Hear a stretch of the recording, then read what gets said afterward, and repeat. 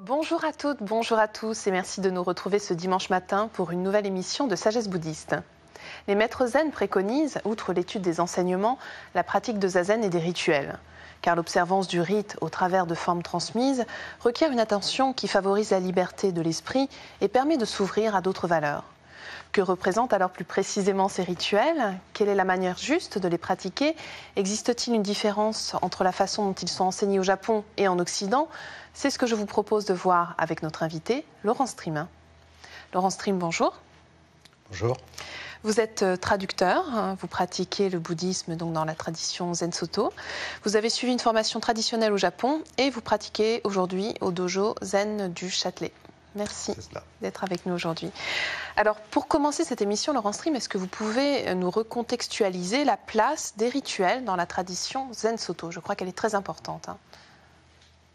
Alors effectivement, les rituels occupent une grande place dans la tradition Zen Soto. Maintenant, je ne pense pas que cette place soit très différente de celle qu'elle occupe dans les autres écoles. Je ne pense pas que la signification profonde des rituels soit différente non plus. Ce qui est peut-être spécifique dans l'école zen, c'est la manière dont on considère ces rituels. C'est-à-dire qu'à la fois, ils sont omniprésents. On peut dire que quasiment toute pratique du zen soto est soit un rituel, soit une pratique ritualisée. À commencer par la méditation assise, le zazen, qui se pratique selon des formes minutieusement décrites et de longue date. Et en même temps, on ne cesse jamais dans l'école zen de remettre cette place et ce sens des rituels en question. Et cette remise en question s'appuie notamment sur une anecdote qui a été relatée par le fondateur du Zen Soto au Japon, Maître Dogen, qui était donc un moine japonais qui vivait au XIIIe siècle et qui a étudié en Chine auprès d'un maître chinois qui s'appelait Nyojo. Et lors d'une de ses premières rencontres avec Maître Nyojo, Maître Dogen raconte que son maître lui a dit « Dans mon temple, on ne recourt ni à l'offrande de l'encens, ni aux prosternations, ni à la lecture des sutras. Seulement assis. » Et donc Maître Dogen était très étonné, parce qu'au contraire, il avait pu constater, par sa propre expérience, que dans le temple de Maître Nyojo, on brûlait de l'encens, on se prosternait, on récitait les sutras, comme dans tous les temples bouddhistes. Alors, quelle est la morale de cette anecdote, Laurent Stream? Alors, en fait, c'est ce qu'on appelle un koan, c'est-à-dire c'est une de ces énigmes que les maîtres zen, et en particulier les maîtres de la Chine ancienne, soumettaient à leurs disciples pour les aider à s'éveiller, c'est-à-dire à ouvrir leur esprit. La parole d'un maître zen, ce n'est jamais une parole ordinaire. En particulier, les questions ne sont pas vraiment des questions, les négations ne sont pas vraiment des négations. C'est plutôt une incitation à aller au-delà de sa compréhension des choses. Alors évidemment, c'est un koan, il n'y a jamais de réponse définitive, mais on peut dire que ça signifie que on pratique les rituels, mais sans y ajouter de fabrication mentale, sans plaquer ses idées dessus. Quand on va offrir de l'encens, on ne va pas s'imaginer qu'on offre de l'encens à telle ou telle personne et que ça va avoir tel et tel effet, qu'on en récupérera tel ou tel bénéfice. Simplement, on le fait. D'accord, donc il n'y a aucun calcul. Il n'y a pas de calcul. Voilà, et je pense que ce qu'il faut préciser aussi d'emblée, c'est qu'il n'y a pas non plus d'attachement à ces rituels. Il faut faire très attention. Donc, quelle peut être la pratique juste de ces rituels? La pratique juste, c'est bien sûr d'avoir conscience que les rituels ne doivent pas devenir un objet d'attachement de plus. Mais en même temps, si on dit simplement ça, on va avoir tendance à négliger la pratique des rituels, notamment en Occident. Si on dit que ce n'est pas nécessaire, on va le prendre moins au sérieux que les autres pratiques. Mais au contraire, je crois qu'il est tout à fait nécessaire de mettre tout son cœur dans les rituels, de s'y impliquer complètement, justement pour que ce soit quelque chose de vivant. À partir du moment où c'est quelque chose de vivant, ça veut dire que c'est quelque chose qui peut se transformer. Il faut savoir que les rituels s'appuient sur des textes, dont certains écrits par Maître Dogen lui-même, mais qu'il y a aussi toute une partie des rituels qui va changer selon les lieux, selon les époques. Dans un même lieu, les rituels peuvent changer au cours du temps. Et il va falloir être constamment prêt à s'adapter à ces changements. Donc si vraiment on s'implique profondément dans la vie de ces rituels, dans leur transmission, qui est une transmission orale, en fait on va développer une souplesse d'esprit qui va aller à l'encontre de toute forme d'attachement ou de rigidité. Alors avant d'aller plus loin pour qu'on comprenne bien, donnez-nous un exemple typique de rituel. Alors quand on parle de rituel, on on entend un ensemble très vaste de pratiques. Le rituel, on va dire, principal, le rituel fondamental dans les temples zen et aussi dans les centres zen tels que les dojos qu'on trouve en Occident, c'est la cérémonie du matin. Alors, en quoi consiste-t-elle? Alors, la cérémonie du matin, elle consiste en une série d'offrandes, d'hommages rendus au Bouddha et aux patriarches, aux maîtres qui nous ont transmis le Dharma, et dont on va également réciter les mots, les paroles, les enseignements. Donc, généralement, au début d'une cérémonie, l'officiant va offrir de l'encens au Bouddha ou au patriarche en tant que représentant de l'Assemblée. À la suite de quoi, on va se prosterner tous ensemble. Après quoi, on va réciter les sutras. Au Japon, on accompagne parfois cette lecture d'ouverture de livres de sutras, des livres en accordéon qu'on déplie en éventail. C'est une cérémonie très belle. Et alors traditionnellement, on considère que ce genre de cérémonie, la récitation de l'enseignement, va générer des mérites. Donc à la fin de la cérémonie, on va réciter une dédicace qui dit à qui on va destiner les mérites générés par la cérémonie. Cette question des mérites, dans le zen aussi, on dit souvent il n'y a pas de mérite. Ça veut pas dire que réciter les sutras ne génère pas de mérite. Mais que c'est des mérites pour tout le monde. Voilà, et que ces mérites sont infinis. Ils ne sont pas pour soi et ils sont infinis. On n'en limite pas la portée par notre imagination, encore une fois, notre fabrication mentale. Alors, je voulais vous demander aussi pourquoi ces rituels étaient essentiels dans le bouddhisme zen. Est-ce que ce n'est pas aussi parce qu'ils structurent la vie communautaire, notamment donc dans les monastères? Oui, on peut dire ça. De toute façon, l'être humain a besoin de rituels d'une manière générale. Quand on rencontre quelqu'un, on lui dit bonjour. Selon la personne, on ne va pas dire bonjour de la même manière. Avant de commencer à manger, on va dire bon appétit. Tout ça, ce sont des formes de rituels. Et dans le zen, et en particulier dans la vie communautaire, dans le cadre d'un temple, dans le cadre d'une communauté durable ou d'une communauté éphémère telle que celle d'un dojo, on va également structurer effectivement la vie par des rituels. Et ces rituels vont permettre à la collectivité de trouver une harmonie.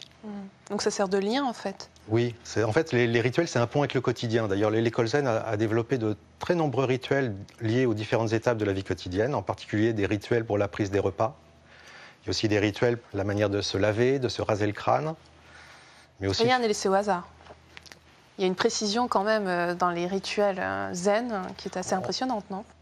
On a un modèle, une forme, et on va mettre tout son cœur, toute son énergie, toute sa concentration, sa vigilance à respecter cette forme. C'est d'ailleurs un très bon marqueur de notre vigilance. Quand on s'écarte de la forme, on voit que c'est parce qu'on est distrait ou qu'on pense à autre chose. Mais en même temps, rien ne se passe jamais comme on le prévoit. Il y a toujours une part, dans toute activité humaine, il y a toujours une part d'imprévu, d'inattendu, qui est d'autant plus déroutante que tout est bien prévu. Et à ce moment-là, on va être obligé d'improviser, de réagir, d'être vraiment ici et maintenant et de trouver l'attitude juste. Alors j'aimerais maintenant qu'on vienne sur votre expérience, puisque vous avez été au Japon, dans un monastère justement. Est-ce que vous pouvez nous dire la façon dont les rituels sont appréhendés là-bas? Est-ce que c'est fondamentalement différent de notre façon de les appréhender en Occident? Non, je ne crois pas que ce soit très différent dans la manière de les appréhender. Je pense que simplement au Japon, on a une habitude beaucoup plus ancienne de ces rituels. Notamment, les Japonais ont vraiment une grande habitude, un grand souci du vêtement, de la manière de s'habiller, la manière de porter son vêtement, et aussi un grand souci du geste juste. C'est pas pour rien qu'ils ont développé des arts martiaux très performants. Et tout cela va donner une beauté particulière, une précision particulière au rituel. C'est vrai qu'en Occident, on aura plus de mal avec ce genre de choses. On aura peur du formalisme, on aura toutes sortes de réticences. Moi, par exemple, quand j'étais au Japon pour la première fois, je ne connaissais que les rituels qu'on accomplissait à l'époque en Occident, qui étaient des rituels assez simples, assez courts. Et je me suis retrouvé dans un temple où on pratiquait des rituels très longs, où il fallait rester longtemps assis en sesa, c'est-à-dire assis à genoux, donc dans une posture assez inconfortable, douloureuse. Et c'est vrai qu'au début, j'avais beaucoup de mal avec ces rituels. Et puis, progressivement, on m'a confié des rôles. Et quand j'ai commencé à participer activement au rituel, j'ai pu retrouver leur beauté de l'intérieur, en quelque sorte. Oui, parce qu'il y a un sens vraiment très, très précis pour chaque rituel. Notamment les rituels funéraires qui sont essentiels au Japon. Voilà, au Japon, les moines zen accomplissent beaucoup de rituels funéraires. C'est ce qui fait... c'est leur principal lien, en fait, avec la population laïque. Et on peut dire que c'est leur principale contribution à la vie de la société. Et en quoi, justement, la pratique de ces rituels permettent de maintenir la tradition du zen vivante, Laurent Stream? De toute façon, dans la tradition du zen, on ne peut pas dissocier la pratique de rituels des autres pratiques. Les rituels font partie de la tradition du zen. Donc est-ce qu'on pourrait dire par exemple que la méditation fait partie des rituels ? La méditation ne fait pas partie des rituels. La méditation, c'est quelque chose d'essentiel en soi. Mais la méditation est aussi ritualisée. Mais les rituels sont importants. S'il y a seulement la méditation, en fait, il manque quelque chose. Ou seulement l'étude, il manque quelque chose. Les rituels, c'est ce qui va maintenir en fait la dimension religieuse de notre pratique. La dimension religieuse, c'est-à-dire c'est ce qui nous relie. C'est ce qui nous relie au Bouddha, au patriarche, aux maîtres du passé,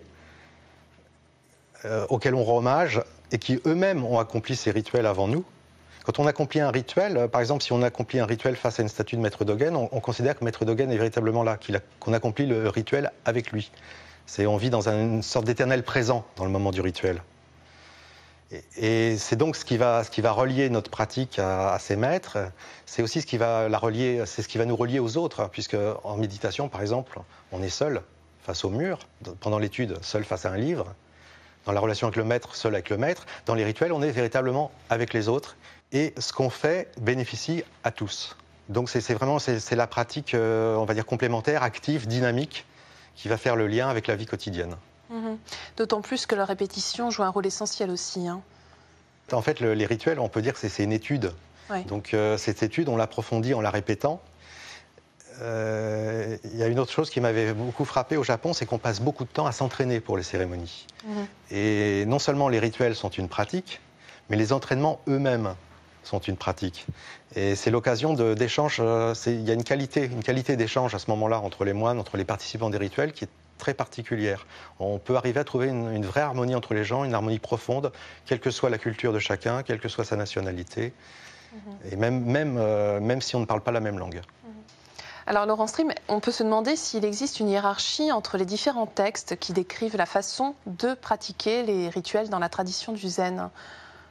Non, en réalité, c'est ça qui est frappant, c'est que quand on considère l'œuvre majeure de Maître Dogen, le Shobogenzo, on s'aperçoit que les textes qui décrivent les rituels sont mis sur le même plan que les textes doctrinaux les plus ardus, ceux dont le contenu est le plus élevé. Et parfois même, dans un même texte, il arrive qu'il y ait un contenu doctrinal très profond et qui soit suivi d'un contenu technique sans que l'un prenne le pas sur l'autre. Donc en fait, on dit souvent que dans l'enseignement du zen, l'enseignement sur les rituels est aussi important que l'enseignement sur le dharma. En fait, c'est une autre façon d'enseigner le dharma. Alors pour terminer cette émission, j'aimerais que vous nous disiez un mot sur l'esthétique et son importance dans les rituels de la tradition zen. Oui, l'esthétique joue un très grand rôle au Japon en général et dans le zen en particulier. Et ça va plus loin que ça. On peut dire que c'est l'esprit des rituels tels qu'ils sont accomplis dans le zen, qui est un esprit on va dire de simplicité, de précision, qui va lui-même définir une esthétique, qui va créer une esthétique. Et c'est aussi le souci de s'harmoniser avec les autres, d'avoir le geste juste, d'être attentif au moment présent. Tout cela, en fait, a beaucoup contribué à l'esthétique japonaise telle qu'on la connaît actuellement en Occident. Très bien. Je vous remercie beaucoup, Laurent Stream, d'avoir été avec nous aujourd'hui. Merci à vous. Si vous souhaitez en savoir plus, voici quelques ouvrages que nous vous proposons. Un livre publié aux éditions Sully, Le bouddhisme Zen Soto de Kohoshi-zan, traduit par notre invité Laurent Stream, qui nous permet de mieux comprendre la spécificité de cette école Zen Soto à travers l'explication de sa pratique, de sa doctrine et donc de ses rituels. Manuel du bouddhisme zen, publié chez Dervy, de Desetsu Tetaro Suzuki.